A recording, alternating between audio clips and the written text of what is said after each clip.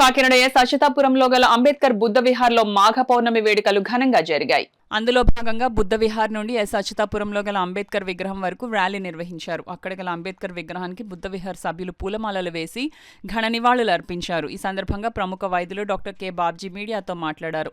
ఈ కార్యక్రమంలో డాక్టర్ మోకా పవన్ కుమార్ బుద్ధ విహార్ సభ్యులు పాల్గొన్నారు. డిసైపుల్స్ ఆఫ్ బుద్ధిజం అనే దాన్ని నామకరణం చేశారు.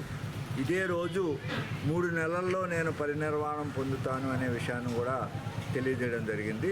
సో ఈ మాఘ పౌర్ణమిని 2 చీఫ్ డిసైపుల్స్ని తలంచుకుంటూ పోయా డేని సెలబ్రేట్ చేసుకుంటూ ఉంటాము. మెయిన్గా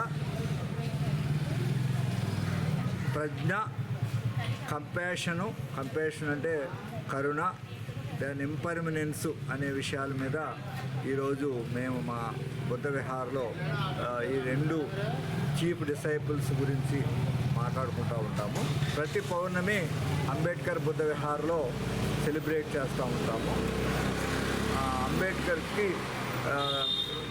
దండ వేసి ఆయనకి నివాళులు అర్పించి ఏ కార్యక్రమం అయినా కూడా మన ఇండియాలో బుద్ధిస్ట్ కార్యక్రమాలు అన్నిటికీ బికాజ్ బుద్ధిజాన్ని రివైవ్ చేసిన ఆయన డాక్టర్ బాబాసాహెబ్ అంబేద్కర్.